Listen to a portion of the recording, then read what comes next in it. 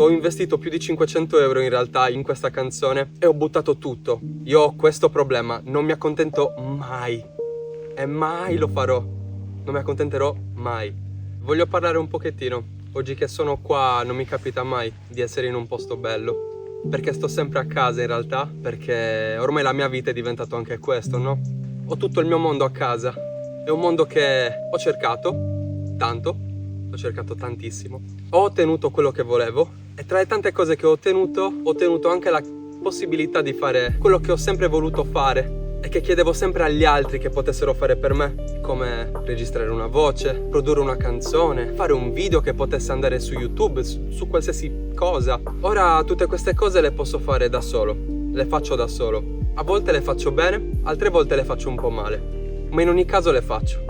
La canzone che è uscita da poco, il tuo libro, non è solo una canzone d'amore. È stata una lotta.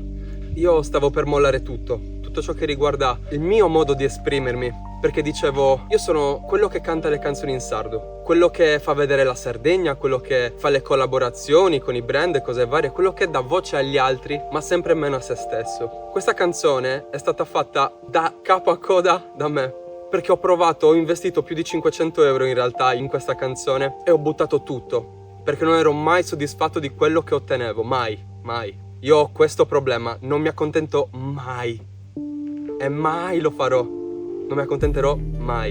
Il risultato è che faccio 1000 tentativi. Oltre ai soldi che ho investito e buttato, oltre a quelli, mi è costato 4 mesi. 4 mesi di casa, 4 mesi di tentativi. Ho almeno 50 prove. Questo per dire che sono veramente contento, nonostante abbia perso un sacco di tempo.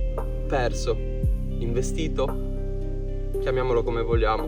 In tutto questo devo ringraziare sicuramente la ragazza che è presente nel video, che mi ha ispirato per questa canzone, che mi ha dato una vera spinta. Dopo un anno non avevo mai fatto uscire più nessuna canzone, se non la canzone con Supermercati Pan, che fa da curriculum e ne sono molto contento e ne sono grato all'infinito. Però era sempre un dare la voce a qualcuno piuttosto che a me stesso. E io spero che questo 2026 possa essere davvero quell'anno in cui non mi sentirò mai quella vocina in testa che mi dice: ma alla fine gliene frega qualcosa a qualcuno di quello che pensi? Io penso un botto, mi emoziono tantissimo e penso che ci siano tante cose da raccontare e spero tantissimo che vogliate sentire una voce in più, la mia. Grazie.